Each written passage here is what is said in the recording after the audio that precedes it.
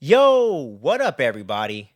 Welcome back to Fandom Frequency. And if this is your first time joining us, we talk about everything in the world of pop culture, whether that's movies, anime, comic books, wrestling, anything in between. We talk about it around here. So if you really dig the vibe, go ahead and click the button.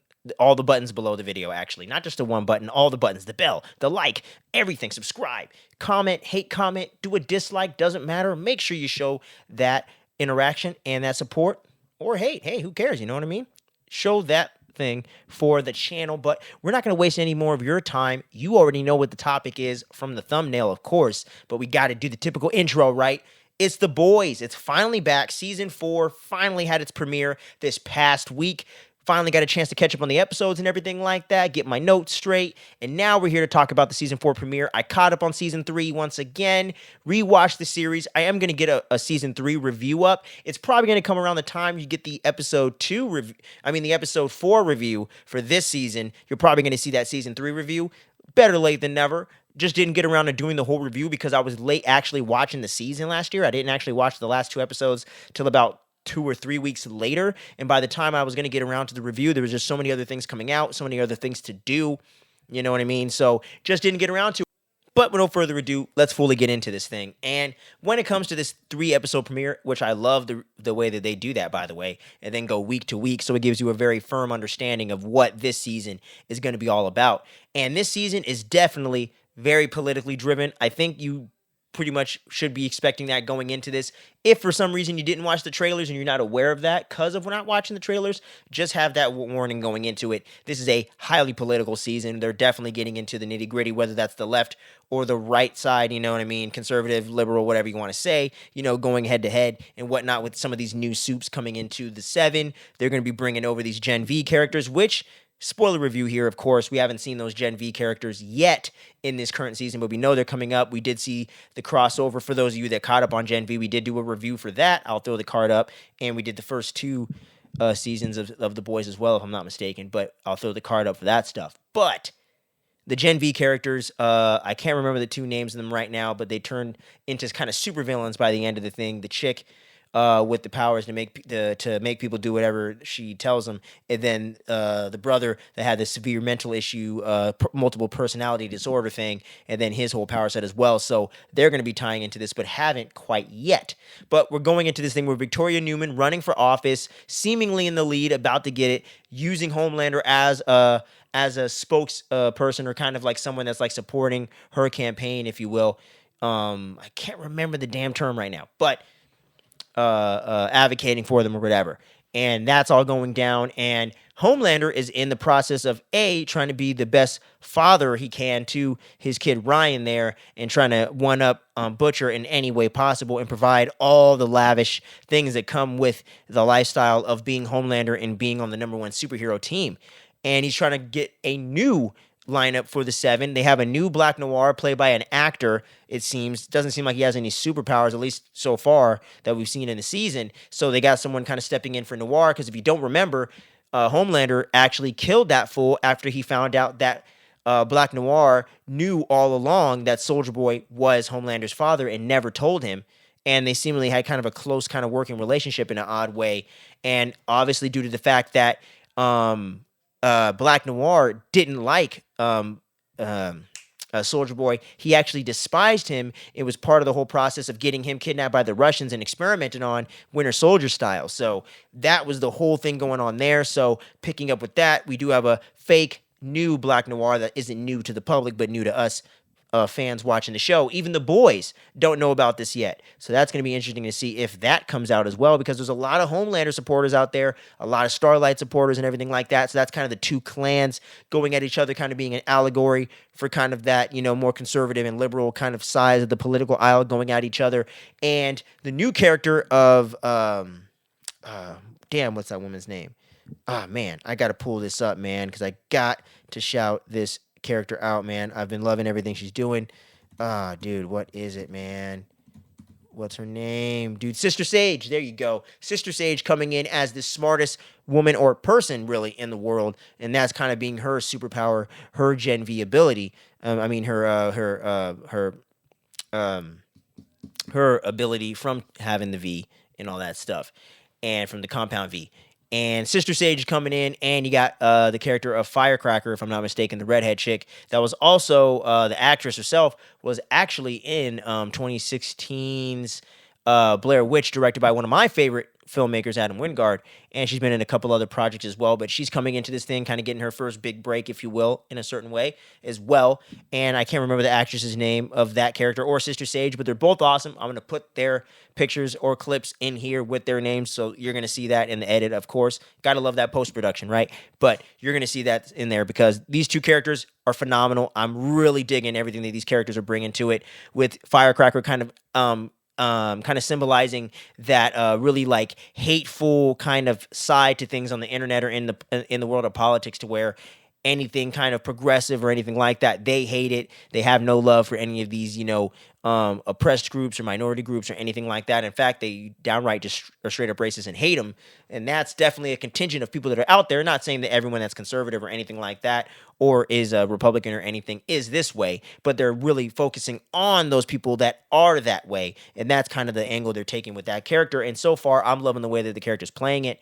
And the way that they're presenting it in the show. And Sister Sage is coming in here helping Homelander and overall trying to take out all the threats that are in their way and stepping everything up and figuring out where Starlight is and how to bring him down and take off their threats once and for all. And she's definitely doing a great job of that. And I love the way that this character is able to be one step ahead the whole time. And so far, the writing isn't too over the top where it just seems like super unrealistic or something that where she's ahead of everybody. So for the moment, they're doing a pretty good balance of it. Hopefully, they'll be able to continue that for the other 5 episodes, because I think they're doing this season a little. Oh no, that's something different show. But so we should have about 7 more episodes of this one. So it's going to be really interesting to see where it's going to go. I think there's 10 episodes if I'm not mistaken. But anyway, continuing on here and picking up with all the characters like Butcher and Huey and everything like that, Mother's Milk, Frenchie, and of course Kimiko, and now Starlight essentially being a somewhat of an official member of the boys now, and how she's dealing with everything post Starlight and kind of coming out as just Annie and kind of having the Starlighters as her support and having those people out there rooting for her and kind of fighting the good fight, if you will. She doesn't necessarily want to be a figurehead or try to be at the forefront of it. She kind of wants to do her own thing with the boys and kind of just take out Homelander once and for all and just accomplish the mission and not seek any of the notoriety or any of the attention or any of the credit for it. She just wants to take these motherfuckers out, which is commendable and hella respectable. And that's the one thing I love about the character of Annie, aka Starlight, and a lot of good stuff going on with that character as well. But with Butcher having like 6 months left to live, this is definitely the most kind of emotional or kind of vulnerable we've ever seen the character in these first 2 episodes so far of this new season,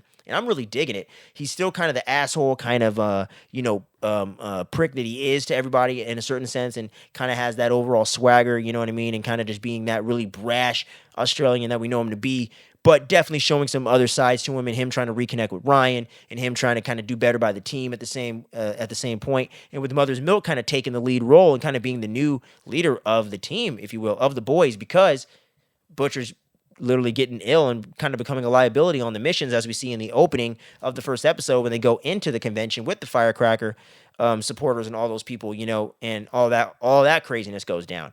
So it's very, very clear that they're definitely doing some very interesting stuff with Butcher this season, and I'm liking it so far in the way that he's had such a great and crazy character arc over the whole show as a whole and gone through a lot of loss and a lot of things going on. So it's all kind of catching up to him mentally and emotionally in a certain sense. And after he had that whole flashback with that one character in season 3 that made him flashback to his childhood and had him stuck in almost like a comatose type of state until he was woken up finally by the guy that put him in that state himself, and the way that he was kind of reliving all these traumatic memories and kind of getting that whole background on Butcher, so we really get an understanding of how fucked up he really is and what he's gone through, really comes back around in this 4th season and really enriches all that stuff in the previous 3. So really loving everything they're doing with him. And of course, Homelander is never not interesting, and he's just completely going off the deep end.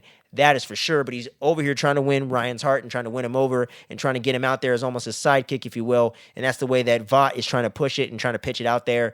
They even do these fake saves and everything like that to try to get him out there and do the thing, but then he ends up killing the dude because he doesn't know how to control his powers, and the guy ends up splatting across the building, and he was an actor that was actually helping them train for the whole event itself, and that was a really interesting thing to see Ryan actually have to come to terms with the collateral damage that will happen being a soup and having these abilities and trying to either either actually use them or not. You got to have control over it, and lives are at stake, and you could be taking lives or will take lives trying to even fight for the good.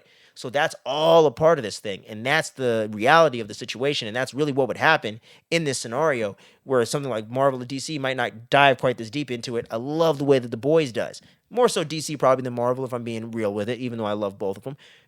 That's just plain facts, right? So getting see the way that The Boys is bringing it to the forefront here and doing all the social commentary, a lot of the politics and everything, for me, is working so far so good. But I can see this alienating maybe certain people, or people feeling a little polarized by it, or it being a little polarizing. So so if that's something that's going to maybe upset you, or you're very, very passionate about, I would say just keep that going in, because they definitely kind of pick a side here. I'm not going to necessarily get too deep into which side they pick. I'm going to leave that up to interpretation for all you viewers out there when you watch the show, or for those that have seen the show already and want to get into this spoiler review, or don't care about the spoilers, vice versa. You know what I'm saying. I want everyone to make that judgment for themselves. But you definitely, I feel like, can tell which side they're really taking in the argument a little more strongly so, and a little more in your face, and very more not one-sided. I don't know if that's the right word, or term. But overall, you definitely see that they're kind of more so picking a side in this season more heavily than they did in the previous three. They always threw jabs at both, and they still are, but I definitely feel like they're throwing jabs a little more at one side over the other. And I'll let you just, judge or guess that for yourself. But overall, really, really, really strong start here. I like the stuff that they're exploring with Frenchie too, kind of actually being sober and being on the mend, and then kind of relapsing and going back into it after dealing with some of the traumatic stuff of having to have a relationship with someone that he actually ended up killing their loved one and whatnot, and the whole complicated nature and guilt that can come with that. Even though you genuinely have love for the person and are attracted to them, the thing that you took away from them is something they'll never get back, and you're keeping it from them, and that's the ultimate thing.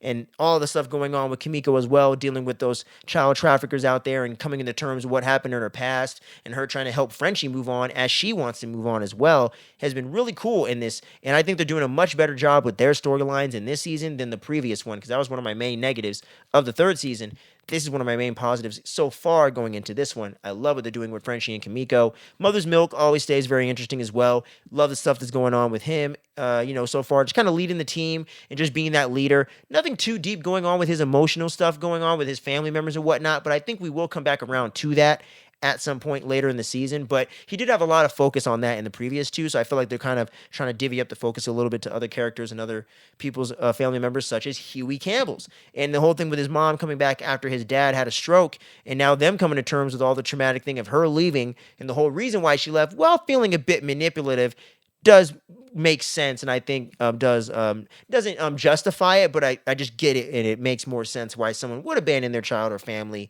due to this reason and stuff like that. Doesn't feel completely manufactured per se, but still a little bit manipulative if I'm being honest. But I'm not having a huge problem with it, but that's a mixed element that I think might rub some people the wrong way. But the dramatic acting that we're seeing Jack Quaid bring to the role of Huey Campbell in this season, with this particular subject matter of dealing with his mom and him dealing with his dad being sick and everything like that, I think has been some of the strongest stuff he has done performance-wise over the course of the whole show. So definitely a big thumbs up to Jack Quaid.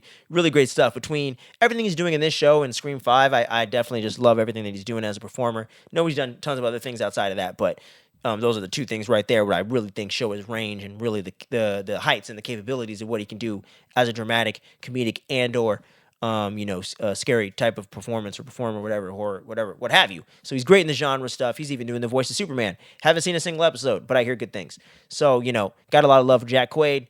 Got a lot of love for the Quaid family in a sense, and when it comes to their family members and their performances of the past, Randy and Rick, of course.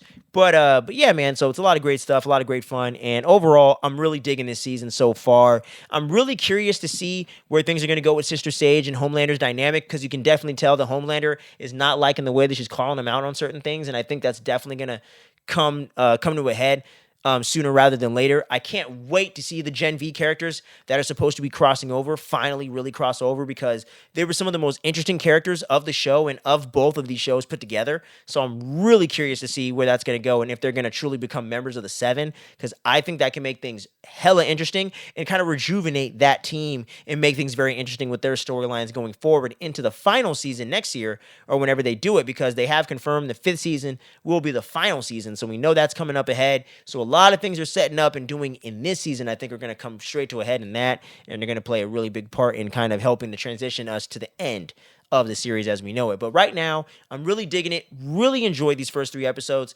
I wouldn't say it's any better or any worse than the previous seasons right now, obviously due to the fact that we're barely like halfway through it or about to be halfway, because I think they're doing 2 episodes less than they did the previous season, but that can prove for an overall stronger, tighter narrative, so we'll see. That's kind of one of my only few complaints. The narrative does feel a little bit less focused than normal, but I'm really curious to see where things are going to go, especially with Victoria Newman's character. She wasn't really in these first 3 episodes all that much more the first episode, if I remember correctly, than the other 2, but I'm sure there's going to be a lot of stuff to come with her because obviously she's running for office and she could pop anyone's head at any moment and seemingly is trying to potentially keep herself from having to out herself as a soup to the public. So how that's all going to shake out is so interesting to me, and I can't wait to see what happens because I do know from the comics the president does play somewhat of a pivotal role in what happens in the overall series and in the story. So it's really going to be cool to see the way that she comes to play. I love Claudia DeMitt's performance, and she's not hard to look at whatsoever either. So that always is a plus. And I just love her performance and the way that she's been able to bring this character of Victoria Newman to life that I think they had created originally for this and kind of gender bended the role a little bit here. If I'm not mistaken, but I could be wrong there. You can fact check me on that. But overall, really digging what she's been bringing to it so far throughout the series. But in this season, so far, I haven't seen a whole lot of her, but what we see of her is really good. Like her end up seeing the asshole pic on on their phone. That is essentially a real, actual reaction. Apparently, she really got a freaking asshole pic sent to her, dick pic style, and reacted to that in real time, and they caught it and used it in the show. So if that's true, I don't know, but I hope that behind the scenes fact is true because if it is, that's fucking hilarious, and that's one reason why I love The Boys.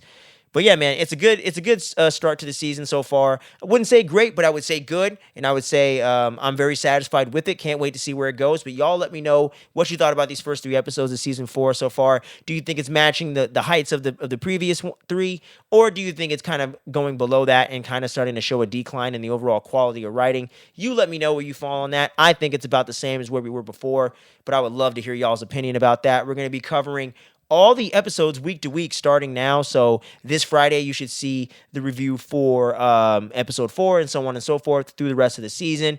We're going to have weekly recaps of House of the Dragon. That should be dropping sometime later today when I'm recording this video, and you should have weekly recaps for that for the entire run of the season.